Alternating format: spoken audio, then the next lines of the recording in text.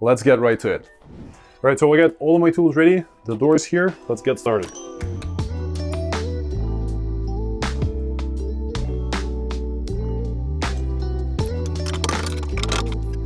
So the very first thing that I always do is I make sure that there is enough space on the bottom so the doors can freely open and close.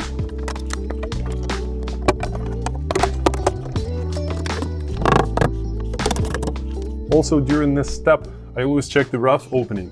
It has to be 2 inches wider than your door. So if this door is 28 inches wide, the rough opening would have to be at least 30 inches. Ideally, I would want to have it slightly wider, like 30 1/4 or something. But as a rule of thumb, your rough opening has to be 2 inches wider.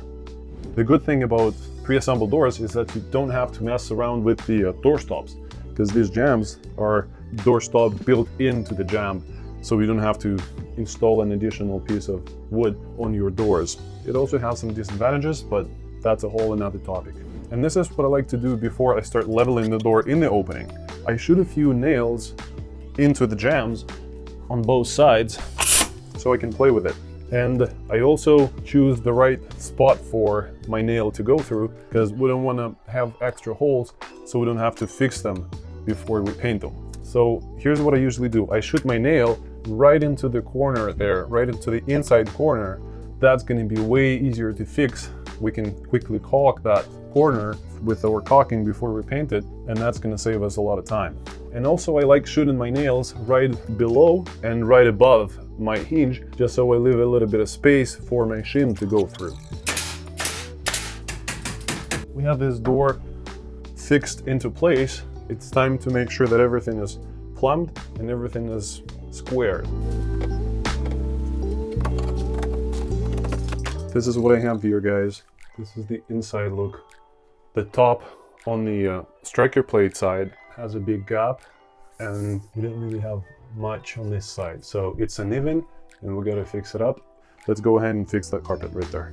So I'm gonna have to cut this piece, and my door is gonna go down. You guys will probably need this rubber mallet instead of regular hammer, because we don't have door stops here. Usually when I have door stops, I just hit the jamb real hard with the hammer, and I'm not afraid to make any damages because my door stop will cover pretty much everything. But in this case, this jamb is what we're gonna see, so I don't want to make any damages with the hammer, so we switch to this rubber mallet. All right, it seems like my hinge side of the jamb went down a little bit, which is exactly what we wanted. Now this looks good to me. Now it's time to make sure the door is plumbed. The reason why I like this DeWalt level is because of these magnets here.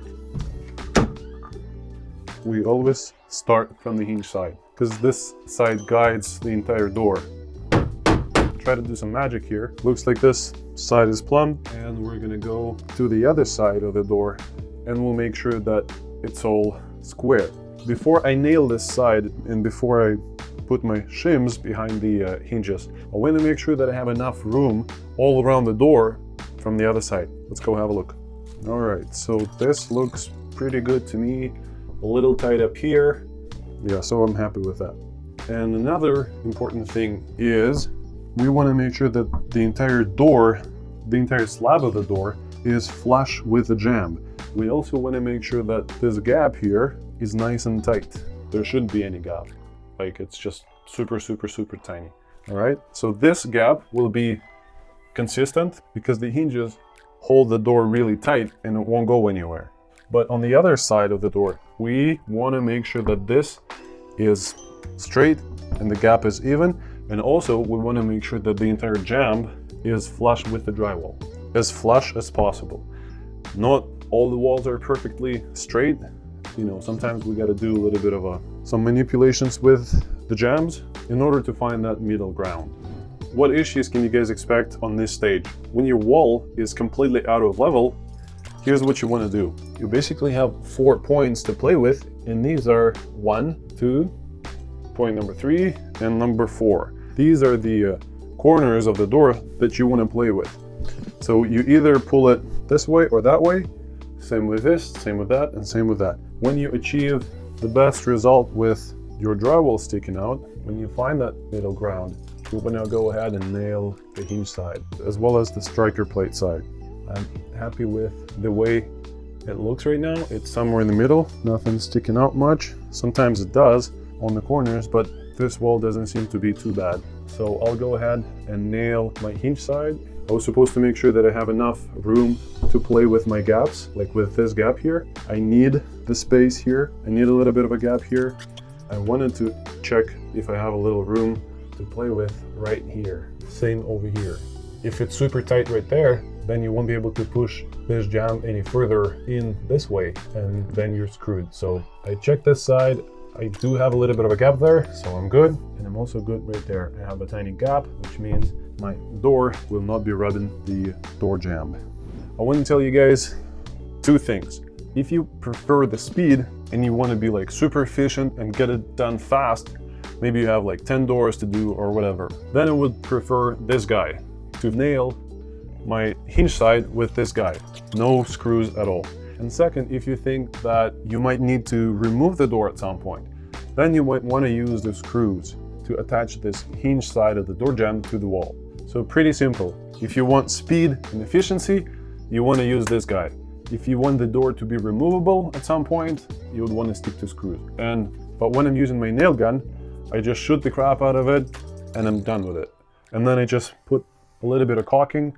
It fills everything nicely. Sometimes it dries and it shrinks, and I do another quick coat and then I'm done. This way I don't need to switch to my screw gun, to my impact, and and mess around with the screws. And another thing is, these guys hold really, really good. Whenever you shoot nails, always use these goggles, because one nail can do a lot of damage, right? So goggles, always, safety glasses, safety always first. And now you want to shoot the shit out of it. I didn't really need a shim right there for this side because it's super tight, but I might need a shim for down there. I prefer to use shims always, so whenever I have a rough opening that is ½ inch wider than my door frame, then I always use some shims on one side so I can easily play with that door. But here we have a very tight opening, so I'm using my shim only for the bottom hinge. And this is how I usually use my shims. I slide 2 shims from both sides of the door, and this way I have a very nice and even, support for my hinge. It seems like I do have enough room here, but the only thing is my stud here is a little crooked. So I can't really use this method, which is the correct method. So I'm gonna go ahead and shoot just one shim. So this is enough, it's pretty tight. I'm happy with it, so I'm gonna go ahead and nail this shim. Now I can go ahead and check the other side of the door to make sure that gap around the door from the other side is consistent.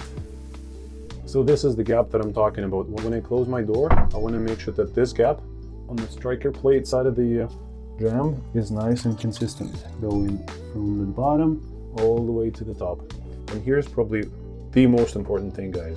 This spot right here. I usually keep this gap somewhere around 3/16, which is slightly bigger than 1/8 of an inch. And here's the reason why.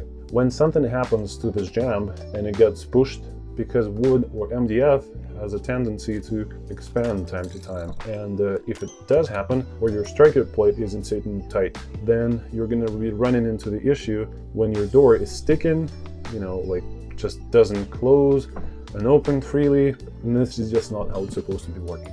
And the other reason why I pay a lot of attention here to this spot is because when your casing is pretty thick, your latch, this guy right here, which is part of the handle, will be rubbing the casing, and you're going to have a terrible black mark on your casing, and that's not good either. So as a rule, keep this gap 3/16 of an inch, which is slightly more than 1/8 of an inch, or at least it has to be 1/8 of an inch. I don't really have much of a gap here on top, so we'll make sure that this gets bigger.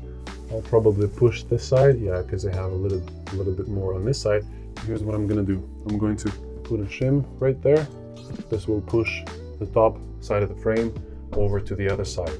But before I do that, since I'm happy with this gap on top, my door isn't touching the frame, which means I'm good to go with nailing this part right here.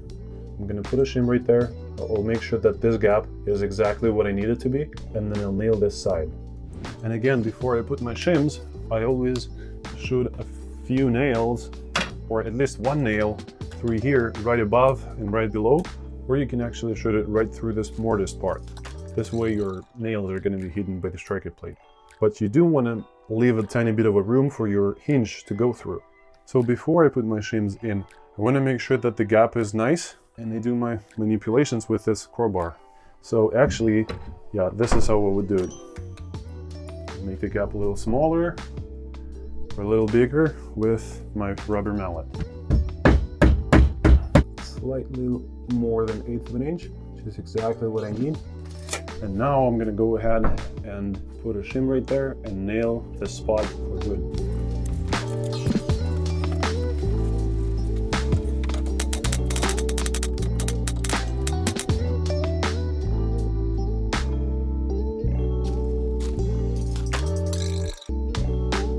And now when this spot right here is nailed, I'm gonna go ahead and check the gap all around the door and make sure it's consistent. And this is pretty much the final stage. Now I'll shoot several nails all along this side as well as this side and make sure that everything is looking straight and my gap is consistent.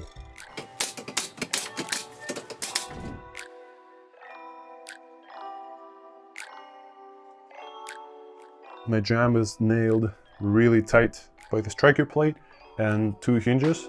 I usually do 2 hinges. I think that the 3rd hinge is an overkill. I definitely put a few nails here and make sure it's like straight before I nail my casings on, because casings add a lot of strength to the frame. So whenever I do 2, I think it's enough, and a few nails here along the jamb, along the hinge side of the jamb, will basically give me that strength until I nail my casings on. If you guys have any questions, feel free to drop a comment down below. I'll be happy to answer any of your questions as always. And this door is done. All I have left is casings. I do have a lot of tips and tricks for installing and gluing casings together. So that'll be another video. Take care. Bye.